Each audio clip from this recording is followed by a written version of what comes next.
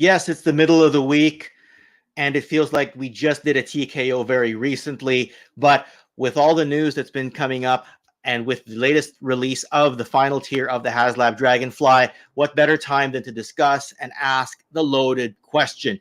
Is it worth it? You now see the full size of the package that you could potentially get, assuming everything is unlocked. So what are we looking at here? We're looking at a massive Dragonfly with blast effects. You're looking at a stand. You're looking at Wild Bill. You're looking at Night Force, Ripcord, Glenda.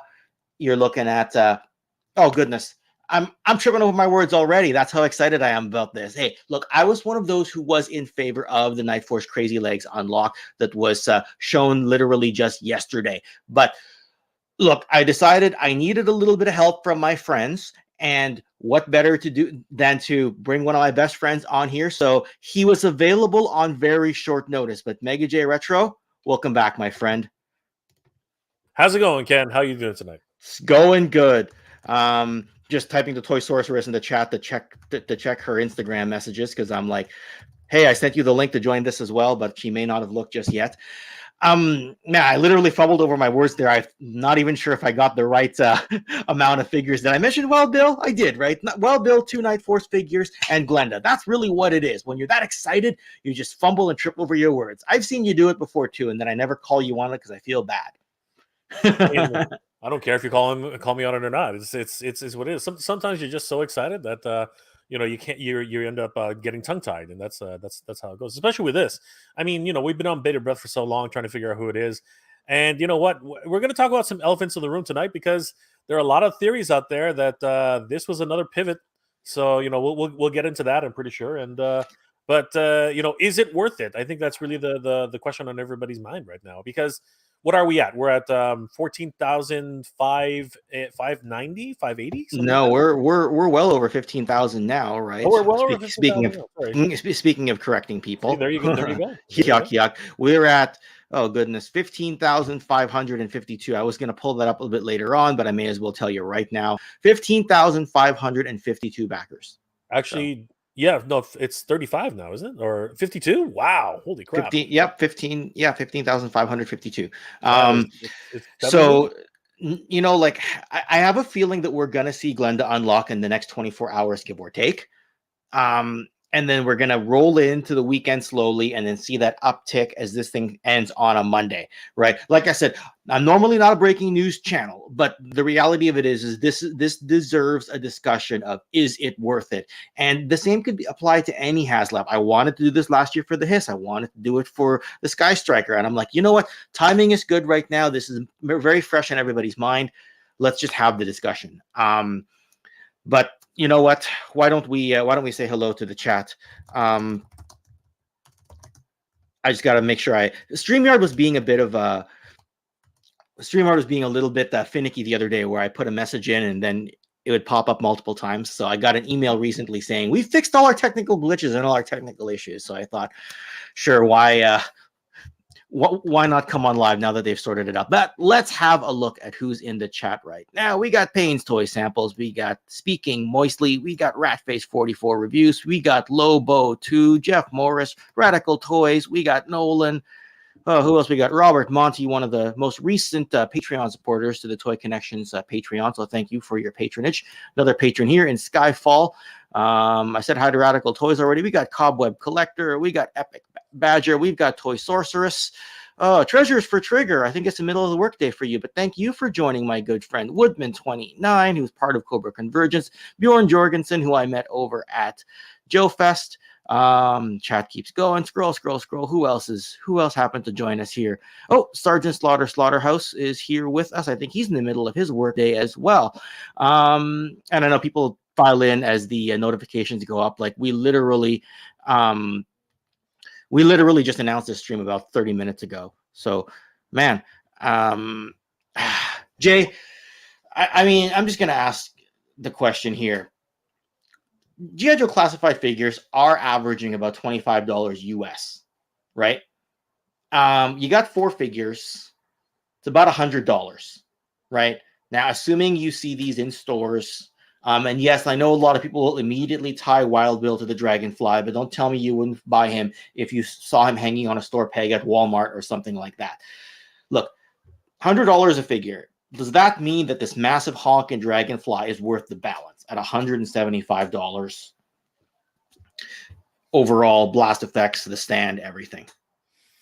Well, I mean, like, you know, if we're going to compare apples to oranges, I mean, like, or apples to apples, really, the Hiss tank is nowhere near the size of this thing. You know what I mean? The Hiss tank is actually quite compact comparatively, and when you really break it down, a lot of people are gonna say this, and we should do the same thing. You know, if everything is equal, we should be comparing, you know, base on base, right? So if you compare the Hiss tank, it came with one driver, no weapons, big key, no weapons, no blast effects, right? That's a big key. Whereas the Dragonfly comes with one figure, Wild Bill, and a host of different blast effects and weaponry. So that's, you know, there's a lot to take in there. So if we're actually talking about just a base price of $175 versus a base price of, come on, let's just put it out there, you know, almost $300. I mean, like, you know, we're talking a lot of change here, and quite a bit. Well, actually, sorry, I guess we would have to do 275 to 300, right? I guess that's the, because we're talking base on base, right? So for an extra $25, you get you know, more blast effects, you get weapons, and you get a big ass vehicle. So just on the two merits themselves, I'm going to go ahead and say, yeah, I think that for what this is, right? And it is huge. Where the hell are we going to put this thing, Ken? Where are we going to put this thing? I mean, like, a lot of people are going to try and string it up on the ceiling. The damn thing weighs a ton, right? It's got electronics in it, just like the Hiss tank. There's a lot to take in here. So, in my opinion, though, just for me, would I buy this for $275 just for the helicopter itself as well as Wild Bill? Probably not. As you stated earlier, I think at $175 though, yeah, $150 would have been my sweet spot. I think $150 would have been where I really wanted to be. But $175, extra $25, a lot more weapons, a lot more blast effects. Yeah, I think for me that's okay, because look at the, like, we're gonna get to the Batmobile in a second, but I mean, like, you know, look at the Batwing. Batwing was freaking like $200. You know what I mean? Like, it's that was another thing in and of itself. And of course, you know, we have to talk about the Haslab engine event and the Haslab engine of vengeance. I mean, you got to talk apples to apples, right? So yeah, there's a lot to take in here. 175, yeah, with everything included. Now to the full package, 275. Even with even with Ripcord, I think it actually is pretty good. I think it's actually, and that's the thing. Like, there are a lot of people who say, and look right here, K-Dawg is normally somebody who says he doesn't really like the Haslab stuff, right? He's on the side of and we talk on and off, and sure. K-Dawg, let me know if I'm, you know, telling any secrets here, but like, he's not really a fan of the Haslabs, right? He's like, oh, you know, they're always pricey. But even he is saying, as comparison to other Haslabs, it's worth the price, just in comparison to other Haslabs. So, like, relatively speaking, so and so, right? And Radical Toy saying he wants to see some Dreadnoks involved or revealed in the line, but is getting Snow Serpent and Trouble Bubble. Look, and I know what you've said there, just with regards to like it being worth it. Now, some people are going to say that the price is based on the base tier, and a lot of people will swear by that. And I never said yay or nay to that for the longest time until the day my Sky Striker arrived. Then when I reviewed the Sky Striker, the key thing that I noted was when you wait a year and a half for something, or whatever length of time, it's at least over a year, and you open it up, you know what you paid and you know what you're getting, right?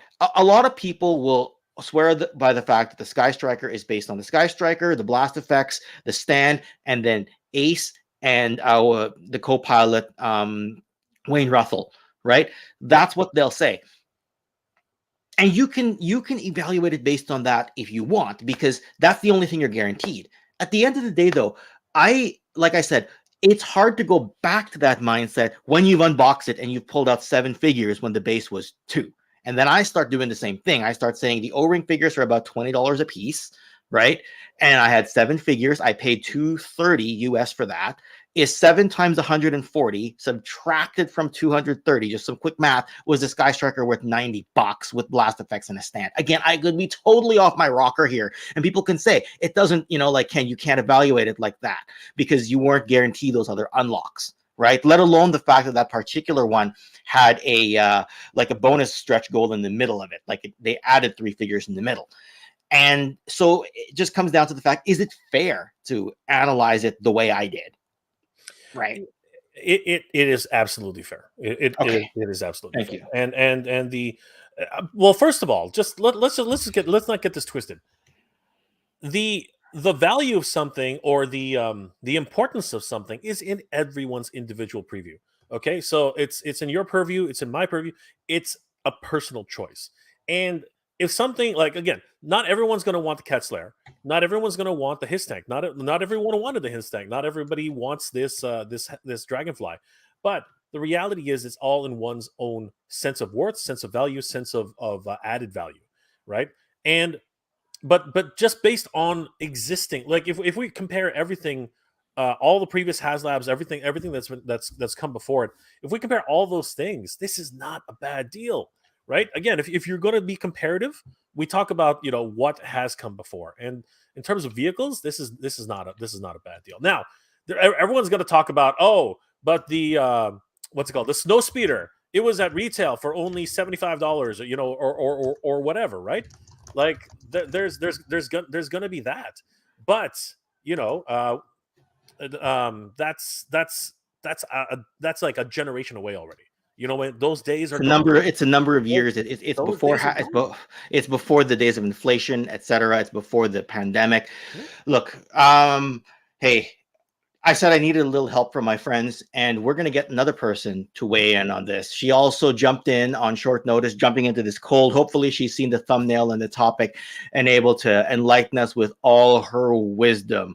She may not be the sorceress of Grayskull, but she is the sorceress of this particular live stream. Toy Sorceress, welcome back, my friend.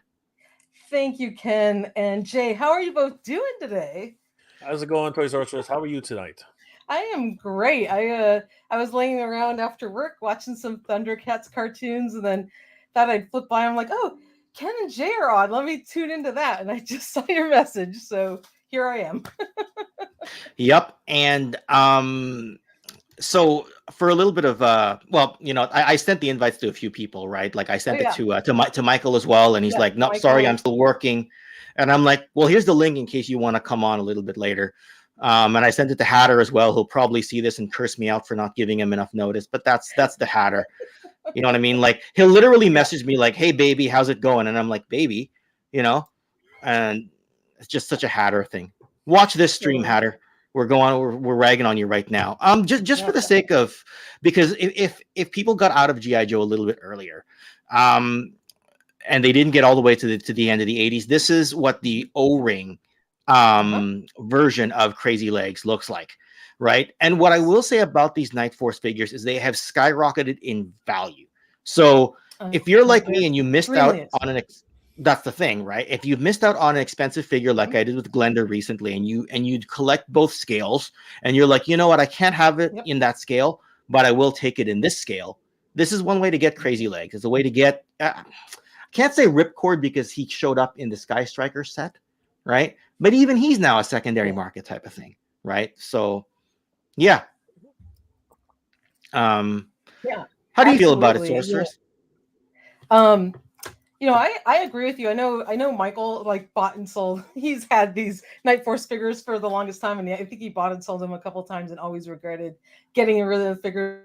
So we actually talked about this yesterday, and he's super excited to be able to get Night Force Crazylegs back in his collection, which is great. And a big shout out to my partner Michael, who's working right now. I think it's awesome to get another figure that's in a flight suit, which is really cool. But as one of our viewers, the Baroness of Toyz, brought up on our stream yesterday, I think maybe a better way to go was with Crazylegs' original outfit. And the only reason I say that is, she brought up the point that we already have,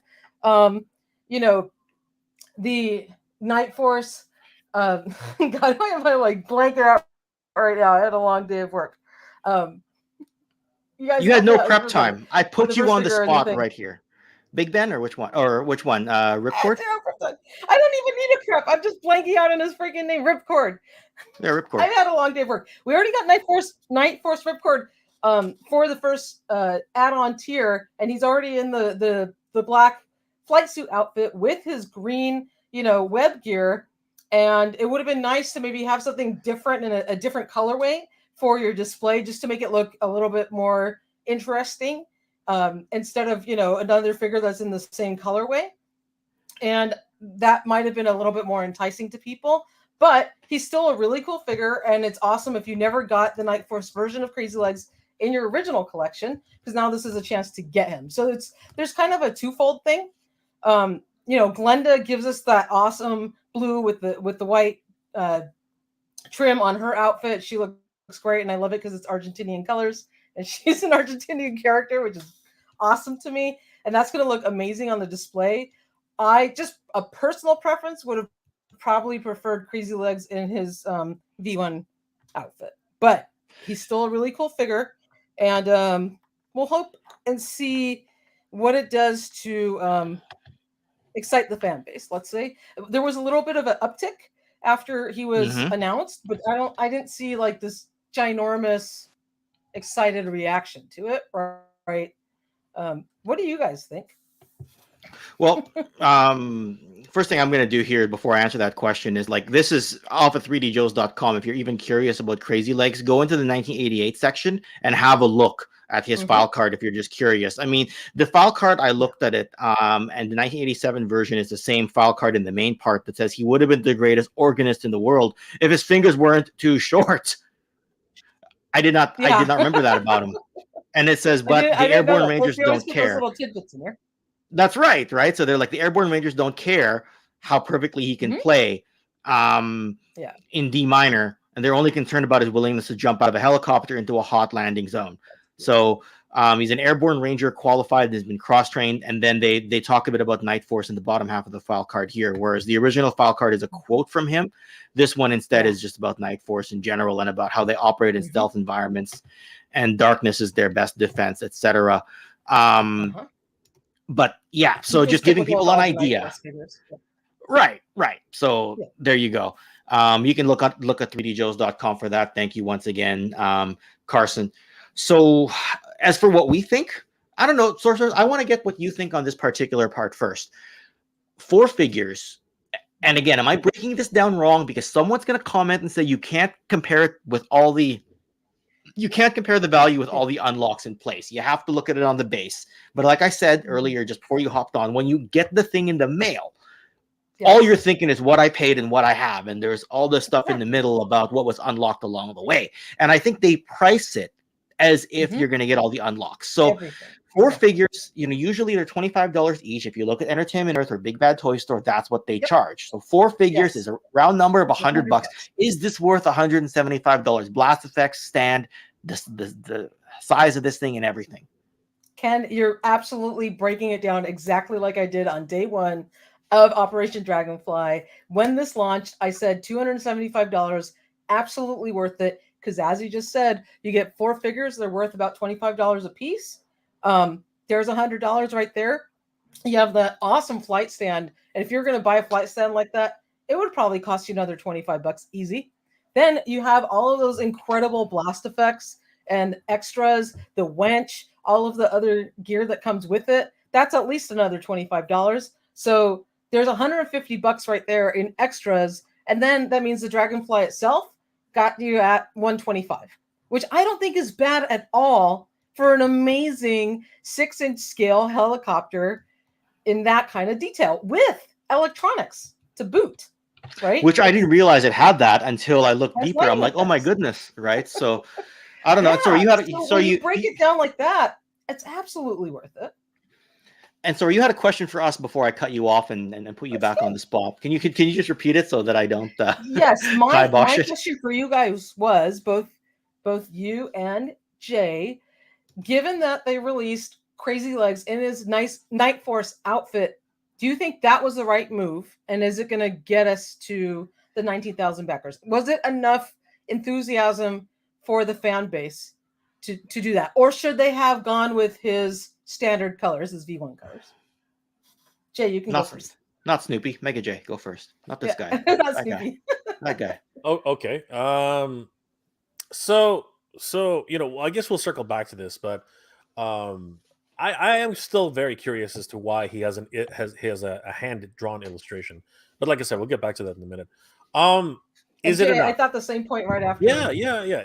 My stream? I came to the same. Yeah, we're gonna. I listened to Toy Habits on the way home yesterday while I was driving. So and right after we hung up, I came to that conclusion too. I was thinking, did they think about him at the last minute because he was an illustration and not a rendered figure? Yeah, but we can talk about that after you answer. Exactly. Because I have some theories. Well, definitely. I think we all have some theories on that one. But is it gonna complete the trifecta of stretch goals?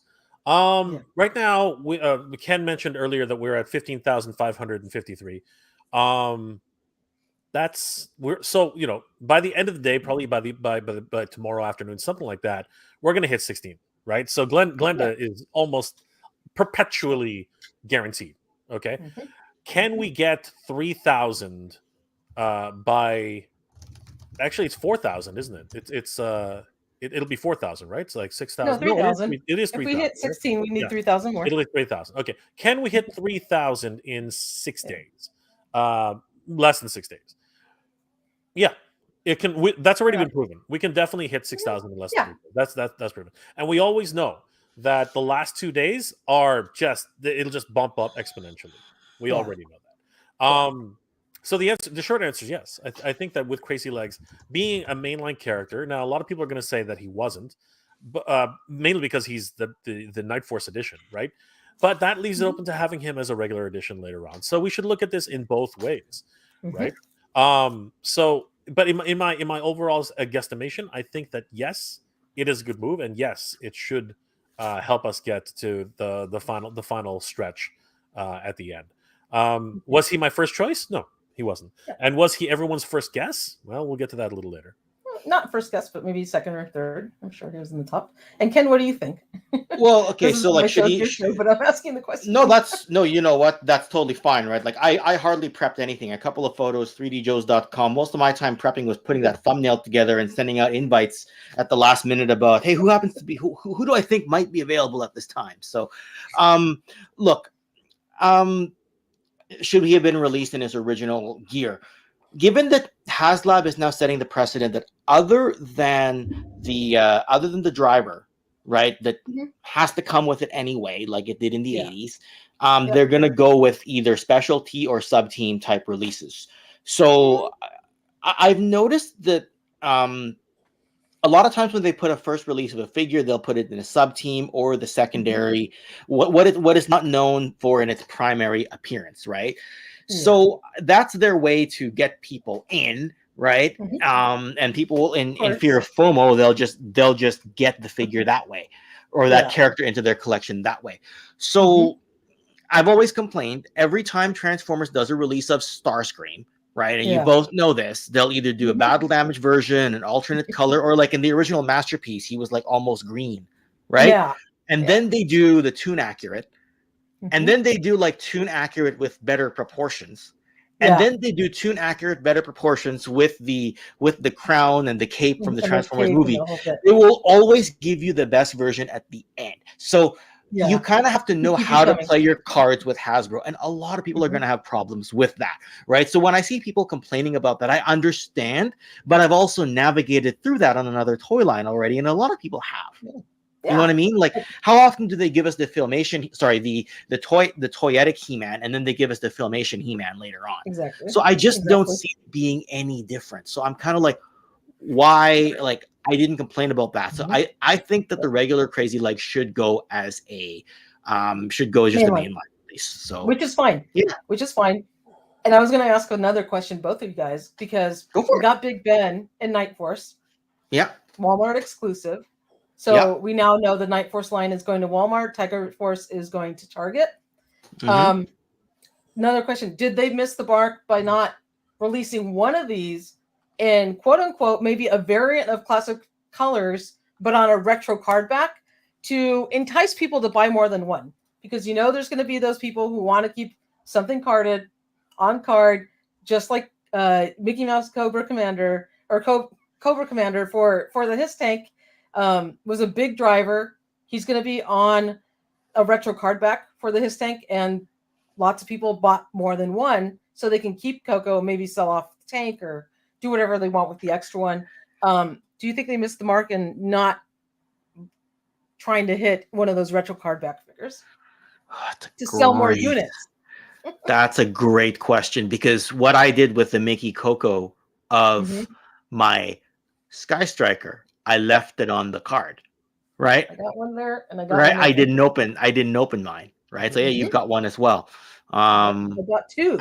Right, thinking to myself, maybe I'll get a loose one in the future. Then I'm like, no, the loose one's really expensive, and you're not getting that much other than a logo, right? Yeah. So, did they miss the mark? I'm not sure, because if you do that, then you're not getting the Night Force Crazylegs. So it's like, which mark do you want? Either way, you're going to miss a mark. So, but it could have been, let's say it could have been, instead of Crazylegs, it could have been a variant of General Hawk on a retro card back with, with his bomber jacket. Maybe it could have been like a flock collar and something else, that make him real special and put him on a retro card. Well, you were saying bomber jacket on Toy Habits yesterday with Michael, and I agree until it puts General Hawk behind a paywall, right? Exactly. But then I think your counterpoint to that be released as a regular mainline figure without whatever that special variant is, in a regular box, and then you could get this awesome retro carded and something extra about him on a card back. Well, I'm just asking these questions to see what's going to enthusiate the fandom to make this project skyrocket. Well, right? And you did mention as well as a counterpoint on Toy Habits yesterday that it would get more people to back the Dragonfly. But right. By the way, 55. Isn't that their ultimate goal, right? It's goal number 1 right now. By the way, 58 people watching right now. Hit that like button, everybody. Jay, do you want to weigh in on that before we pop up the screen you're trying to share? So here's the other question I have. Are these numbered figures? Because have they mentioned anywhere in the crowdsource that these are actually going to be? I mean, it's almost always the case, right? But are these actually numbered figures? Because that's the one thing I find disingenuous about these particular crowdsource projects. The fact that they are making these characters into carded numbered figures, because there are people out there, there are collectors out there who have to have a complete collection, right? Now, granted. You can take most of these figures and sell them on the secondary market if you only want the his tank, if you only want the Dragonfly, right? But one thing that discourages me, not that it affects me, but it discourages me regardless, is that a lot of these are behind a paywall because they are numbered figures, right? I mean, if Glenda comes out, she will be a numbered figure. If Crazylegs, if Crazylegs comes out, he will be a numbered figure, right? That's that, at least according to their modus operandi right now, right? If you actually go on that route, but is that right? You know what I mean? And to your point, Toy Sorceress, I think it would be a less and more enticing, as you said, to put them on a backing card, to put them on a backing card, because then they're not a numbered figure.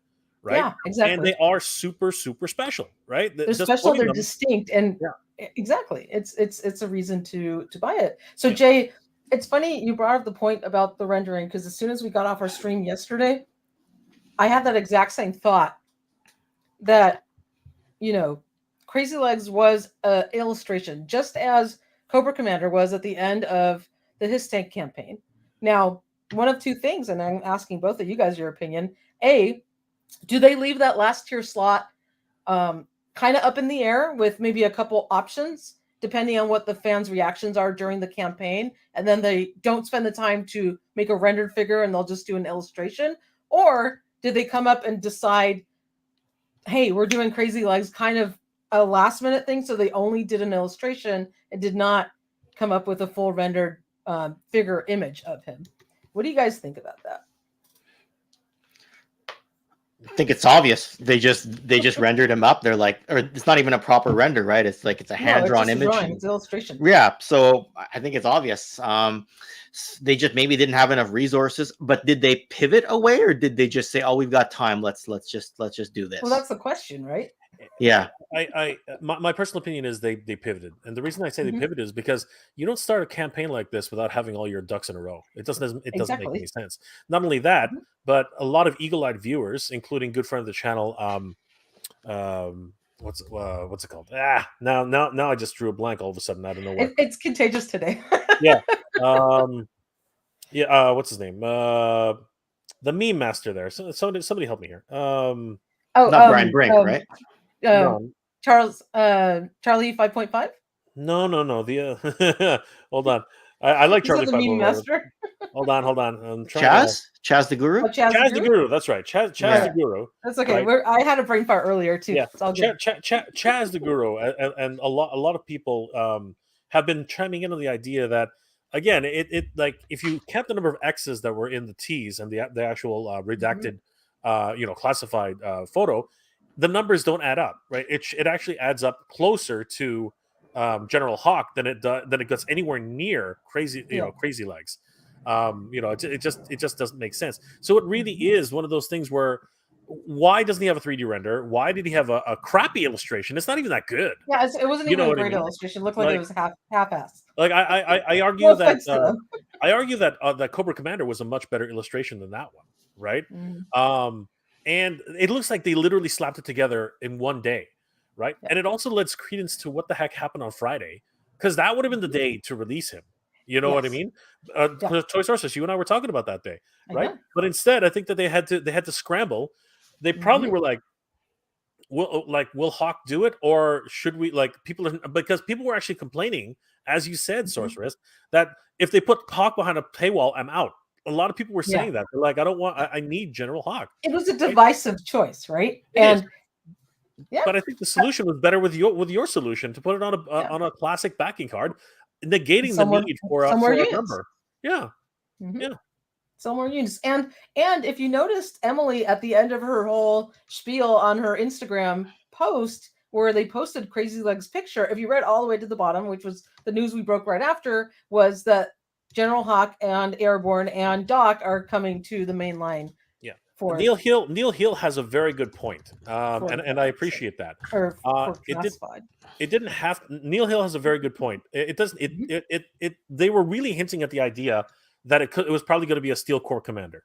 And the reason I say that is because they put a Steel Corps officer into the cockpit on multiple photos, right? And they did. But they also said on their live stream previous that was just a placeholder. No, I understand, right? But even the classified photos themselves, they actually have a silhouette of a Steel Corps commander. Right? I know. So it's, and that's the thing. I speculated, and I think you speculated as well, that it was probably going to be an army builder, right? I think that a lot of us were thinking they just keep doing army builder things these days, so it probably would just be another army builder. It's a good point, Jay. But like an army builder in a Haslab for the last tier, when you can't get more of the army, but there's the key, right? I think people I think they've realized this would probably just piss people off, which is why they did, which is why they pivoted at the last minute. I think if Glenda was a raging success, I think if she had skyrocketed the campaign, right, being part of the Argenta 7, right, I think if that had actually taken off like they thought it was going to. Having a token army builder, or at least a commander with a golden helmet, I think that probably would have been a non-issue now. But as it is right now, Glenda literally halted the project in its tracks, and by doing that, they had to pivot because they needed to finish strong, right? So I think that's probably, again, we're all just talking. We're not we know nothing about what happens behind the scenes. We need to be a fly in the wall. You know nothing, Jon Snow. Ken, fill us in. Give us some words of wisdom. What do you think about all this? I'm just a fanboy with stuff that he swipes his credit card for and then complains later that there's not enough space to put it. That's all I really am. But otherwise, I backed it. Does that count? Does that count as wisdom? It does. I backed it too on day one. Yeah. Jay, did you want to share a screen here? So I wanted to share this with Toy Sorceress and anybody out there. Get your wallet ready, Toy Sorceress. Wow. And everybody out there, get yourselves ready because Todd has spoken once more, and he said, "You have spoken. We have listed the Batmobile and Gold Label 2-pack, Batmobile and Batman will be restocked to pre-order on July 17th at 12 p.m. Eastern Standard Time, exclusively on Amazon. It's going to be another crap fest, so get ready, everybody, and don't give up. Keep refreshing, keep adding. Just do what you have to do, okay? Because use your incognito windows. Well, now I know. Use your incognito windows because that's the key. You have the cache gets stuck, and unfortunately, that's how you think. So anybody looking for the Batman and Batmobile, the Gold Label 2-pack. Get ready because it's going to be restocked on July 17th at 12 p.m. Eastern Standard Time. And Canadians were not included. Don't even bother. I'm just again, get a U.S. mailbox. Get a U.S. mailbox. Did you try and buy one of those, Ken, or are you into Batman? No, well, I have the Batman stuff that I want. Like I got into Batman during the Dark Knight phase, and I got a bunch of Hot Toys Batman stuff back 9-10 years ago. And that's pretty much all the Batman I ever got. Now, if I see a well-priced Kenner Superpowers Batman in good condition, that's and I'm like not buying anything else at the time, and with a bit of disposable income, I absolutely jump on it, right? So, so okay. Well, no, thanks for that tidbit of news, Mega J, because I'm not up to speed on all the Batman stuff, right? Despite what Ryan Dole might say, I'm not up to speed on. That was more of a selfish decision because I wanted Toy Sorceress to get another crack at it because that is awesome. Yeah, I somehow I landed one, but a good friend of mine, the Baroness of Toys, was not able to get it. Yep. And we tried all afternoon and we couldn't get the damn thing in our cart. And I want to give a huge shout out to one of our crew members, Brennan Barnes, who was nice enough to flip over one that he was able to purchase because I think he was just trying to see if the purchasing worked. So he had one on order. And Brennan, you are awesome. Thank you so much. He was nice enough to change the address for the Baroness, so it'll ship to her, and then we'll pay him for that. And it's so cool. But if we're able to order one for her herself, then Brennan could either cancel it or keep it for himself if he decides he wants to get that Batman. And that is great news for fans because it was the most annoying, excruciating, exasperating process ever trying to buy the damn figure because all your fans, also all these people in the chat were trying to put that thing in their cart on Amazon. Nobody was able to. Some people were able to buy it. A lot of people weren't. So I'm hoping whatever the glitch is that they fix it. And I'm hoping Amazon does something from the get-go to block the bots and also to block people who already have one on order. If they got one, they shouldn't be able to buy another. Let's get real. Or at least maybe make 2 the limit, right? If you want to keep one closed, okay. No, that was the problem. That was the problem. Some idiots were bragging on Reddit. On Reddit that they picked up 30. That's insane. The maximum because amount. Just trying to flip them. Who the heck has and of course you don't have to pay for it until it ships. So who has somebody do some quick math? What is 30 times $79? Well, 30 times 80 is like 2,400, right? Holy crap! Another crap bet in the making. And they'll make triple on those because people couldn't get them. I put my real thoughts in the private chat if you guys want to see that. That's hilarious. I want to see that is too funny. But you know what? the reality though, is that people have another chance. And you know what? My hat's tipped to Todd. Of all the things that's out there, I do have to say, I do tip my hat off to Todd. He's doing the right thing. And you know what? Okay, so now let's go ahead and compare oranges to apples because these are 2 completely different things. The Haslab projects, a lot of people are going to just rag on this. They always do. Is upwards of $150, $200, $300, $400, right? Whereas what the heck is McFarlane doing, right? This is only $79.99 for a figure and a vehicle. Holy crap! Like seriously, he is showing up the industry and just making things ridiculous, right? Absolutely ridiculous. But I'm glad that he's correcting the wrong, and I want to give a big shout out to what Target did during kind of a popular geek out, their first week of the Target Summer Geek Out, when they released the Masters figures. There was like Slushhead and the Sunman 3-pack. They actually limited it to 1 per address. And that fixed the problem of bots buying them or anything else happening. And they're actually still available on their website for pre-order because the scalpers didn't get to it. Maybe maybe it wouldn't have been as much of a seller or whatever, but at least I applaud Target for trying. And then maybe Amazon needs to learn, when they get something that's exclusive, limited quantity, limit it to like 2 per customer, and then everyone will get a chance to buy them. It really is the worst part about that. But I think when you get to these types of things, Batman is another level. You know what I mean? Like G.I. Joe is one level. Don't get me wrong. There are millions of G.I. Joe fans, right? But Batman is just Batman is a god living in a human shell. You know what I mean? Like he cannot do any wrong. The man is omnipotent. Like he fights gods on the same level. It's crazy. A mortal man fighting gods. It's absolutely nuts. And you know what? Yeah, and you can't get any more iconic than the '89 Batmobile, the '89 Batman, and on top of it all, look, McFarlane just released the one from the Flash movie, which was really close to what everyone's been dying for years. And what does he go and do? He screws up the canopy, he makes it gray, and then Batman has a black belt, and his outfit's a little different, right? It's not quite the '89 Batman we all know and love, and the Batmobile isn't quite the '89 Batmobile. It's close. So everyone's still sitting there like thirsty for more. They're like, oh, it's really close, but you quite didn't get there.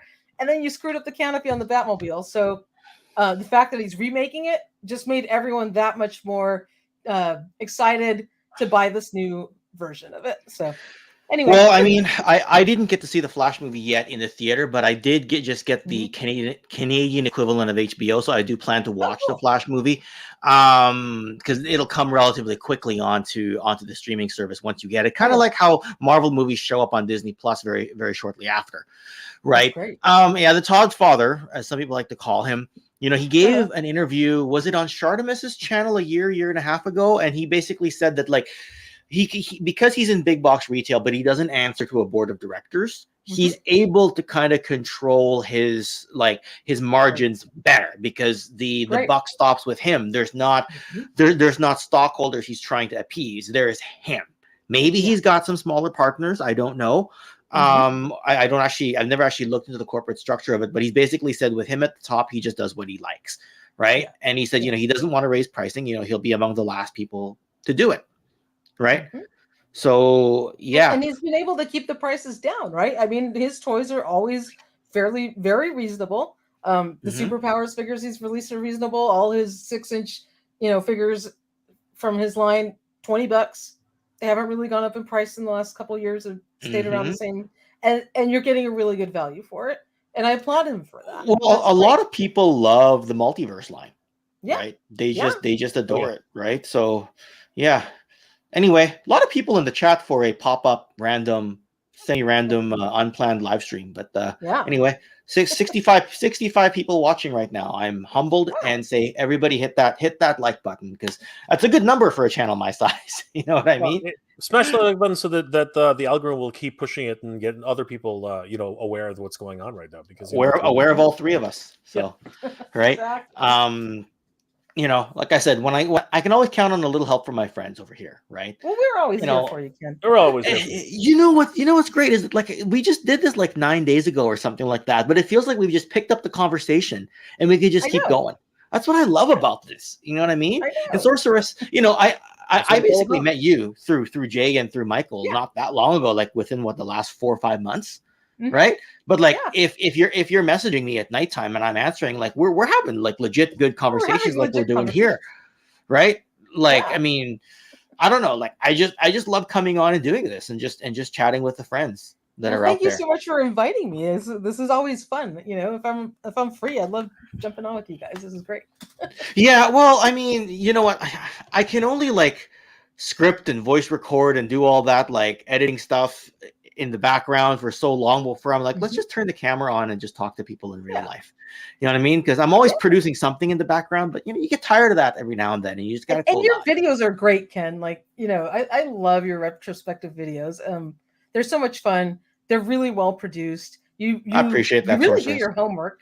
I love that. You really get like deep into the history of the toys, and there's something that's very enjoyable about that, and it helps also educate all of us about things that we wouldn't have known about the toys and the characters.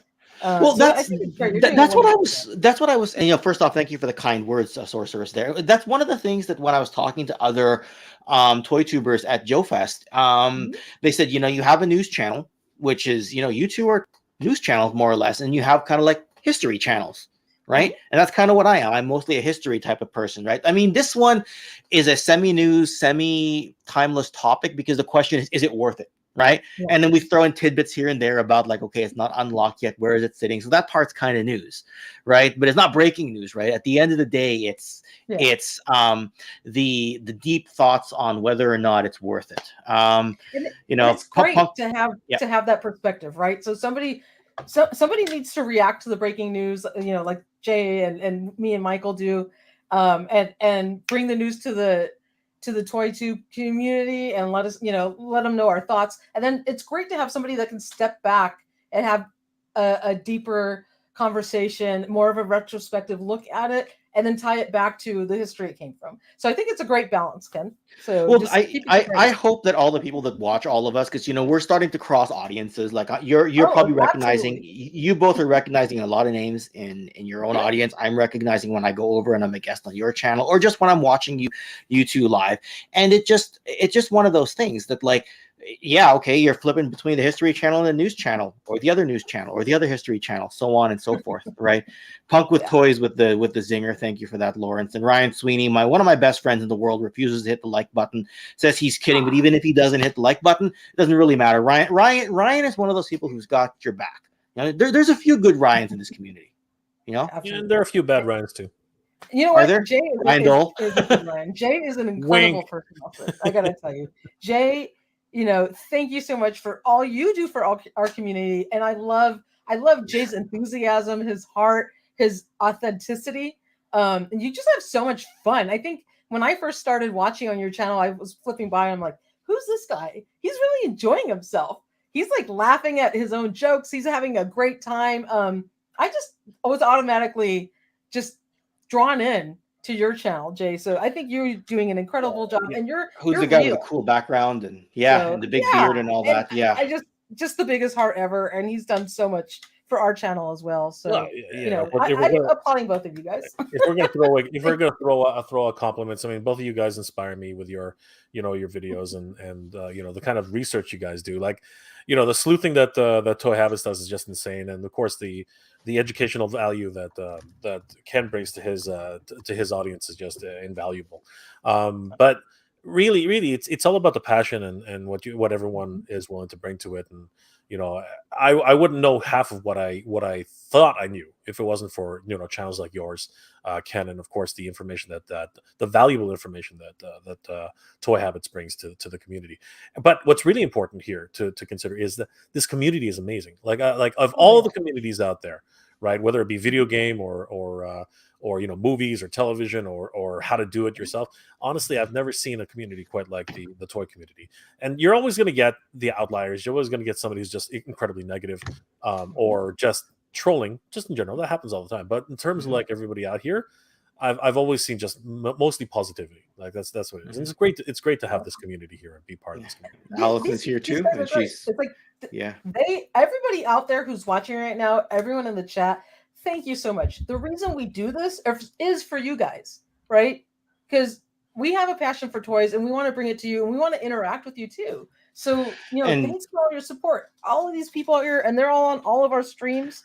They're incredible. Look at all the names we always see, right? And Pavement Carver here mentions Toy docu-series would be nice. Funny you should mention it. I'm actually working on the last 2 videos of my history of LJN wrestling.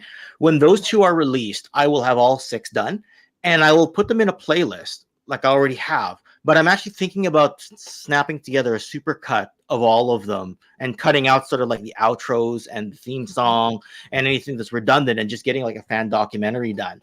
So I'm thinking about doing that. I mean, whether or not that'll take me more work, whether or not I have enough rendering space on my hard drive, I'm not really sure. But it's funny that you should mention that because that's literally the thing I'm working on. So awesome. hopefully you like wrestling, Pavement Carver. Thank you, Anthony Romo. I clicked on that by accident, but thankfully I didn't pull up something inappropriate. Let's get to some super chats, actually. Skyfall, Patreon supporter, thank you for the $10 super chat. Says he found Mega J because he was extremely bored one night and said, "Who's this stupid idiot?" And then came back to Toy Connection and said he'd have some fun. Okay, sorry, you paid the $10. I should probably read your super chat properly. Sorceress laughs. Mega J just scowls at me. Found Mega J because I was looking for the classified surprise figure, Cobra Officer. He was ending his stream, but he answered my question. Big heart. That's the thing. Right. Mega J loves his audience. Thanks his people for being there. And yeah, I think I pissed him off because he's just scowling at me with that wrestling look on his. I don't understand. Do I have a wrestling bitch face? Is that how it works? Like, is that what's happening?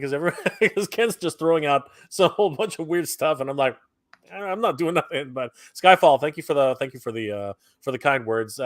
Yeah, no. You know, this community is the world to me, and Ken's right. You know, we all treat our communities at like gold because again, if it wasn't for you guys, you know, we wouldn't be here. When I started my channel, I just wanted to, you know, put things down, like, you know, like remember these things because I figured nobody else remembers Dr. Snuggles or Barba Papa or the Fables of the Green Forest. I figured nobody remembers this stuff, right? Because I don't see anybody talking about them, and I was shocked to find that a community did know about them, right? Like Rocket Robin Hood or you know, the original 66 Spider-Man, or you know, like all these crazy things that I cherished in my childhood. And lo and behold, you know, people knew about these and even were as excited as I am, or sometimes even more so. So, you know, again, it's because of this. It's because of these communities. Because I've unfortunately had to move on from that community, but I still talk about it all the time. And yeah, it's because of you guys. You guys are the reasons why we keep doing these things, because you know we want to share these experiences. It's all you people, right? Yeah. Impossible Pie, another channel patron. Thank you for the $2 super chat. Says Ken, your channel is awesome. TKO for life, and thank you for your friendship because Tim has actually known me since years before I had a channel. Right, like we met because I had a sale online and I shipped something to him and we kind of stayed in touch, and then I got on YouTube and he's like, "Oh, cool, have you checked out these channels?" And he kind of helped me get acquainted with who was who out there. So thank you for all that, Tim. And yeah, thanks to all of you. I mean, I got several new patrons throughout the on the weekend. I was very humbled that people were willing to join. And I will shout out my patrons in the description below right now. You can check out patreon.com/toyconnections where you can look at some of the benefits I give. I do some bonus videos. I do early access, extended early access, a lot of previews. But enough about that. Apparently, we're here to talk about toys. So, and some people are trolling my wrestling stuff in the chat. I see my two biggest Bret Hart haters are in the chat right now. So thank you, gentlemen, for reminding me that Shawn Michaels is better than Bret Hart. He's not, but it's okay. I'll concede because I'm in a good mood. Yeah. So, okay, Sorceress, I know you probably got to go at about 5:45 our time. Yeah. And I know, Jay, you got to go relatively shortly after that. But I mean, I totally just wanted to come on and talk a little bit about the value. I think we've reached a general consensus here, and most people in the chat, that this, you know, 4 figures and the price we're looking at, the size of what you're getting, the electronics, it's, you know, decent, if not good value. You know, there's a whole nother discussion about, and I'm not going to touch this here, about why a corporation this size is crowdfunding some of these projects, but that could be for any Haslab stream, not unique to this one. So yeah, absolutely. I mean, that's almost all I had to say today. I'm just, you know how it is, right? You hit a pause and then all of a sudden you hit stop recording, and all of a sudden you hit a bunch of thoughts. You're like, oh yeah, I want to talk about this today as well, and you sort of jot it down on the on your notes for next time. I think we should also mention that the one of the things about Haslab's, at least, any crowdsourced projects, is that, as far as I know, and I could be wrong about this, but so far, most crowdsourced projects that I've ever seen, if you're into this, because I'm not into this, their value continues to rise. I have never seen a project that has been fulfilled not actually increase in value toy wise. Right. Yeah. I don't know about board games. I don't know about comics. I don't know about any of that stuff. But in terms of toys and their overall rarity, I mean, like, even with the Haslab Galactus, how many units actually got sold? 40,000, 50,000, right? I mean, that's still a really small number when you really break it down. That's actually not a lot. You know what I mean? When we're talking about toys that are printed in the 70, 80, sometimes even 100,000 units, right? Galactus is actually still a very, very low number in terms of what it is. And this, that helps obviously bring the value up. There's also, the specialness, the rarity, the once in a lifetime aspect to the Haslab projects. There's something that, probably most likely wouldn't have been made normally by the toy company had they not done it as a crowdsource. And you got to feel special about getting to own that piece, having it be part of your collection. And there's some fun to the campaign as well, because there's all these surprises that come along in the 45 days or so that the campaign's running. So new things pop up. You get to talk about it with your friends. All these unexpected characters and twists could happen during the campaign, and I think it's a lot more fun doing it that way. If you're going to spend all this money, at least enjoy like the experience or the purchase of it, rather than hey, here's everything that you get. Here's your dollar value day one. Wipe our hands. Do you want to buy it or not? Because it's something special, because it's a boutique product, because it's something that the toy company would not normally make. If you look at it in that sense, and I'm not talking about, the economics of the Haslab and if it's right or wrong for a big toy company to do it, but as a fan, I think it's much more enjoyable experience if you're going to shell out, $300 for something. At least let it be fun, that you're spending your money on something, an experience that you're going to remember for a long time. Because I'm sure we all remember last year's His Tank campaign, and we definitely all remember the Sky Striker campaign, and when Cobra hacked it and took over the whole thing and saved it from failing in the last week, right? You're never going to forget that. That was something really cool and special about it, and it made it a lot more fun to back the Sky Striker. So, I'm trying to look at the positive side of having a crowdfund and what the fans get out of it. Absolutely. No, thank you for that. I mean, that Sky Striker got such a massive uptick in the last day. It was borderline ridiculous. Like, I don't think it was even funded going into the last day. No, it wasn't. It was actually, I think it was by the last day, I believe it was, but it was that pivot that really made the difference. If it wasn't for that, people are going to say, oh no, it's because the Rancor failed, so people transferred their money. There is a little bit of that, but not by much. I think there were too many. There were 3 Haslabs going on at the exact same time. That a lot of and that was stupid. Like that was the dumbest move that Hasbro could have ever done. But in terms of memorable moments, Toy Stressors, you got it right. Like talk about the hiccup of the year with the Rancor, and then literally the savior. Who would have thought that Cobra Commander would have saved the project? That's absolutely ridiculous. Right? It's weird because like I could still remember what I was doing and where I was when I saw the social media post about Cobra Commander all of a sudden taking over the campaign. I think I was working from home. I went on my phone to just check where the numbers were on the Sky Striker because I was stressing out about it every day. I'm like, oh, I want this so bad. I want it to fund. And all of a sudden, the whole screen looked totally different. And it was like red and like all of these like Cobra logos over. And I was like, what the hell happened? And then you get that awesome cartoon with Cobra and like the whole thing. I think it was brilliant. And I'll always remember it. And that makes my Sky Striker that much more special to me. Absolutely. So I think, things like that just make it so much more fun. And we do this for the experience, for the nostalgia, for the memories, right? It's all about the memories we had about these toys as kids. And if we can make that experience to buy it that much more fun, Absolutely. Heads up. 100%. And Hands up I think you got a super chat there. Yeah, absolutely. Thank you for mentioning that. Yes, Robert Monti. Well, first off, thank you for always being so loyal to this channel. You're one of the people I know I can. Well, I just love having you around, Robert. We talked for the first time the other day through Messenger, and I never had the chance to do that, so I'm always glad to see you in the chat. Anyway, it says here, don't mind me over here as I can't get over how perfect the Hasbro Fortnite boat, $15 from Ollie's, goes with his classified shipwreck and torpedo. Yeah. Oh, funny. I left shipwreck and torpedo over there, but got my classifieds up here. But that's something to consider, right? Like you can get scale items from other toy lines that look generic enough to put in with your G.I. Joe classified. How many times have people improv something Marvel Legends related over the last, 20 years or so that brand has been around? Yep.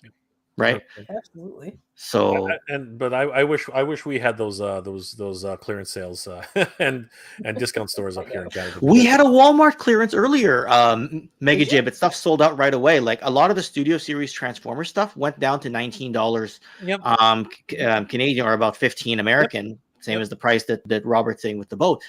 And but I mean, stuff sold right away. Like I had a friend buy a bunch of stuff, and then a bunch of it got canceled before I could even look because I was stuck in a meeting earlier. I wasn't able to look, but apparently things sold out and they oversold, and they had to actually refund people. So, good tip from the crowd there. That's Robert. not surprising with them, right? Yeah, the volume that the U.S. has, that it can go to these liquidation stores. We just don't have that here in Canada. Like we don't. Our buying power is very, very small. So it would be nice.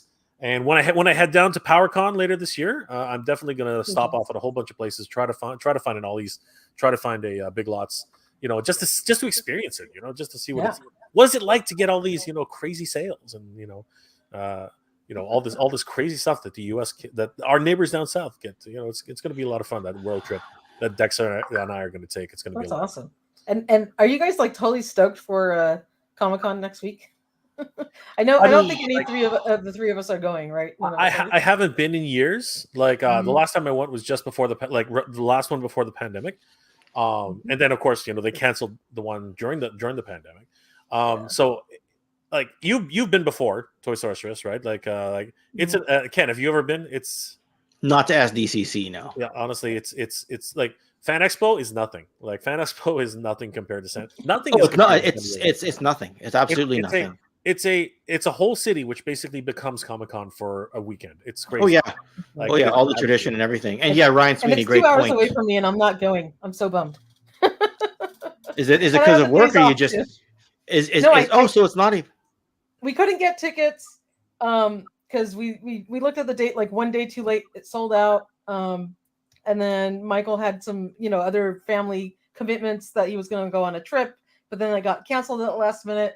And then the hotels are basically all sold out. So we're like, okay, nothing worked out for us this year. But next year, I guarantee you, we're going to be on top of it. We're going to get our tickets early. We're going to have everything organized, and we will be there. So that's awesome. All right. And yes, Canada. I'm stoked. I'm pretty sure Ken's stoked. I mean, Chuckles. Do we want to talk about Chuckles really quick? We will. And I'm just going to quickly acknowledge Red Foreman over here. Red Foreman, $1.99 super chat says, evening all, and we'll have to rewatch tomorrow. Well, good evening to you as well, my friend. And again, thank you all for your generosity every single time I see you on these streams. Yeah. Look, let's talk a little bit about Chuckles, and we'll also. I do want to mention before I forget. I don't know how exactly it's going to work, but they mentioned a couple of times now on their Toy Geek stream on Sundays. Geek Dad Life is doing a Toy Tubers Unite panel. I know, and it is going to have them. 3 of the 4 members of Toy Anxiety, I believe Mad Hatter's going. Yep, I heard. And Pixel Dan, one of the OG Toy Tubers, is going to be there. That's very right. Cool. And I'm just like, this is a fantastic idea. And you know what? Who knows? 2024, maybe Toy Sorceress, maybe you and Michael can head over there. You're in the state already. right? Yeah, we're going next year. We're Right? gonna plan it So- early. We're gonna be on top of everything. Plan Last Toy year, Tubers we Unite. were just getting started together, and we were getting the website going, and just I don't know what happened. We just didn't get our tickets in time. So That's right. And Mega J, it's a bit of a longer trek for you, but hey, Toy Tubers Unite 24. Wouldn't that be awesome if we can all meet up there in person?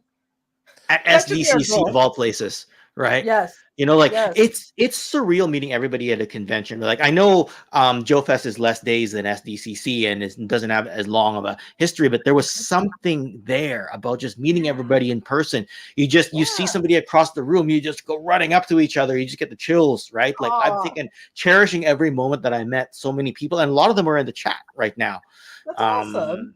That is right? so cool. Like, you know, one of my main moderators here, I think he's driving home from work right now, Gazz, he was there earlier briefly, you know, when I saw him in the lobby, because he said, yep, I'm just coming from the airport, and I just ran up and gave him a massive hug. Right, like it's just, and that happens so many times throughout the weekend. It was ridiculous, right? That is too cool. That is too cool. And you know, it's funny because I was at PowerCon the last year that it was at Anaheim. Because before I started, you know, doing all this with Michael on Toy Habits, and we were both at the convention, but we didn't know each other, and we probably just walked right by. I didn't know. But it happens. It happens. You know? And Mega J, you had a great question about Chuckles and SDCC reveal. It's a deluxe set, right? Some people are not a fan of the head sculpt. Well, there are two head sculpts, right? So yes. Yeah, there's the one. I being one of them. Yeah, I like the beaten up one. I think that's really, it has a lot of character. I think do you? I like it. I like it because it's so far outside the norm. It's hilarious. I enjoy, but that's why it's an exclusive. It's an exclusive because you'll never get it, and you'll never get it again, right? They're never going to put that. They're never going to put a beat up head in a mainline figure. And the reason they won't do it is because it just brings up shades of domestic violence, right? It's one of those things where you're never going to get that opportunity, right? So now's a good time as Enter. If you enjoy this figure, pick him up. Don't wait, because you're never going to have another chance at him again, right? So it's exactly the same thing as a Haslab, really, in so many different ways, right? So that is true. 100%, 100%. Yeah. But what's more important? Right. What's more important is what's been more just like Master Universe, the artwork on the cover talks more about what's happening in the future than anything else. That's what's really exciting. Right. Yeah. Right. I don't mind the figure. I don't think, was that the final look of the figure? I believe Yeah, because I couldn't tell like whether it was like slightly digi-bashed and they're still mucking around because it's a paint master and it's not the actual thing yet. That one might be the paint master. I mean, that's what I was thinking, right? Generally speaking, they take the photography of the paint masters because half the stuff is already in China or is being produced in time, right? For these types of things, right? So it's more than likely it's a paint master. Like I still think they're all the way in China right now. So I think that's yeah, he does actually. Glass Joe. Glass Joe. Yeah. And sorry, I know I'm not keeping up with the chat. I know I've missed some questions and a bunch of hellos. You know what it reminded me of was that game from the 90s, Grand Theft Auto, and like the main character that you'd run around. Specifically the 90s Grand Theft Auto? Yeah. Was it? Specifically that one? Because I don't know. I played don't GTA remember what 5. Version. It's just in the 90s, 4. I mean in general. I don't know what version of it. Yeah, because he had the same Hawaiian shirt. He had the same the expressions. Yeah, no, I know what you're talking about. Yeah, shoot him up. Yeah. Miami, not Miami. What's it called? Vice City. It was Vice City. Yeah. GTA Vice City. Yes. That's the one. That's the one. Yep. Yes, I think was that one. Anyway, I'm trying to think of when I first heard of Vice City. I thought it was 2001 maybe, but anyway, because I know San Andreas came after. Well, I think that was the next game after. The very next one. Yeah. Whew. Wow. Well, Sorceress, I know you got to go in a minute or two, and Mega J, I know you probably got to go shortly, but anything you want to pump up about what's going on in your life or your collecting world or the channel or the website? You want to go first, Jay, or me? I don't know. Sure. Why not? You know, guys, you can always check me out on Mega J Retro. I do have a YouTube channel. Most of you guys already, you know, we all know each other here. That's a wonderful community as always. But again, guys, please give Toy Connections and give Toy Habits a like and a follow. They work hard every day to bring us great content. And you know, the retrospectives that Ken that's right over there. That Ken does. That Ken does are invaluable, right? You know, the exactly what we're talking about here with Glenda. I mean, I didn't know who Glenda was, so I said, hey, I'll just watch this video that Ken made. It's so informative. It was great. And of course, Toys R Us just finding all the links to every single toy we could ever hope for. And of course, Michael over at Toy Habits. Michael is incredible, right? And he sends his regards, by the way, because he was still working. Yeah, he was. I know he'd be here if he could be. So what's happening? What's happening with Toy Habits? What's going on there? Well, we are going to be fully covering Comic-Con from afar as best we could. We'll have daily updates, and probably by the hour or whatever, as fast as we can get it out. When we get news, it'll be on our website on toyhabits.com. Make sure to stay tuned there. Check it on a daily basis. We're always updating it anytime news hits. Granted, we both have full-time jobs, so we do the best we can to get the news out as fast as possible. But I will be off for those 2 days during Comic-Con, so I'm trying to be able to be your guys' eyes and ears in terms of getting the news out to all of the fandom. And then, we may pop on here and there for a live stream. And of course, the weekend of Comic-Con will be on, and it'll be a blast, a party. I want to give a big shout out to Michael, my awesome partner in crime.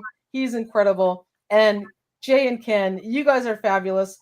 Thank you for all of your support as well. You have incredible channels. Keep up the positivity. Keep up the great work. I know the fans love you guys. I know everybody in the chat loves hanging out, and I don't know, it's been great. We're just having a lot of fun out here. I have this like dream one day that like we can all take turns covering the Comic-Con coverage. Type of stuff. Like we could be like correspondents.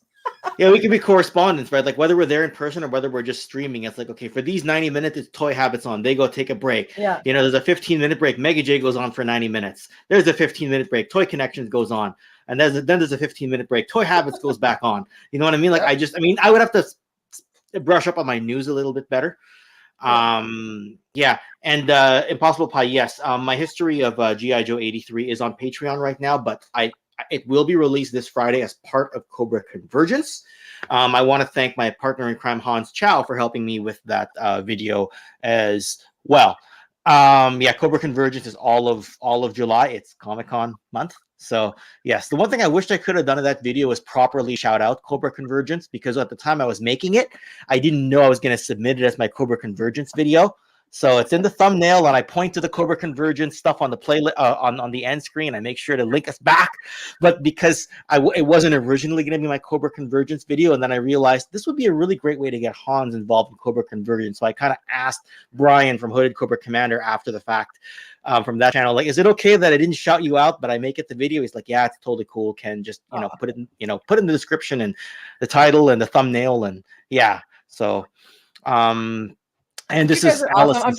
I'm sure all of us will cross paths later next week, and the weekend of Comic-Con. We'll probably be all just crossing over everyone's streams and just jumping on and talking cool Comic-Con releases, and we got streams. I mean, you guys are always welcome on our channel, of course, anytime. We'd love to talk toys with you guys. Hatter, GDL, and Toy Anxiety are going to be at Comic-Con physically, so they probably would just be like doing ad hoc coverage here and there, plus having a lot of fun getting stuff. So yeah. We the rest of you, the cool things we see and how we feel and how we react and all that fun stuff. If we can't be there, at least we can talk to all you guys out there too. Awesome, right? I'm doing a TKO this particular Sunday. We're doing a hard pivot and a palette cleanser. It's going to be called Movie Tough Guys. So we're going to go through like the movie tough guys from the 80s and 90s. It'll be me, Great. our channel moderator Gazz, Hans Chow, who I just mentioned, and Jim Largo from Largo Flair. That's the panel for this particular Sunday. Like I said, it's a completely different topic than my usual, but I can't just cover G.I. Joe every single time as much as I want to. You know I'm what? starting to become a Joe channel. You know what I mean? Like, what about my Transformers?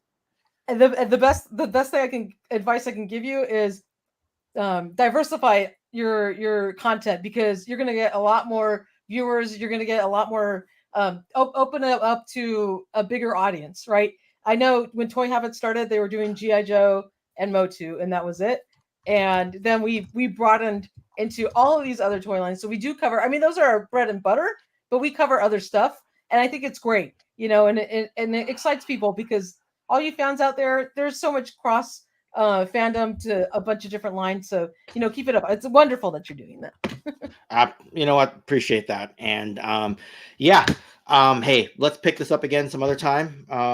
Jay, anything to add, or were you pretty much good? No, I'm you know, as always, I want to thank the community for being here tonight and supporting Toy Connections, guys. If you haven't already, definitely give Ken a like and a follow. Tell him that Jay and the Toy Sorceress sent you, and that Ken is an amazing content creator. And guys, thank you for being here tonight. It's been an absolute pleasure. You guys are always so supportive, and you know, we really appreciate you guys as part of the community. So thank you for being here, guys. Ken, Jay, it's been a blast. You guys are awesome. Thank you for your friendship. Thank you for all your support. Yeah, and we're gonna have a great time during Comic-Con. So well, we're all back on the weekend live in some way, shape, or form. So exactly. Since we got Jay here, let's go and close this out with a Geek Proud. How about that? Proud. Geek Proud, everybody. I'm stealing your line. Geek Proud. Geek Proud. Thanks, everyone. Take care. Bye, guys.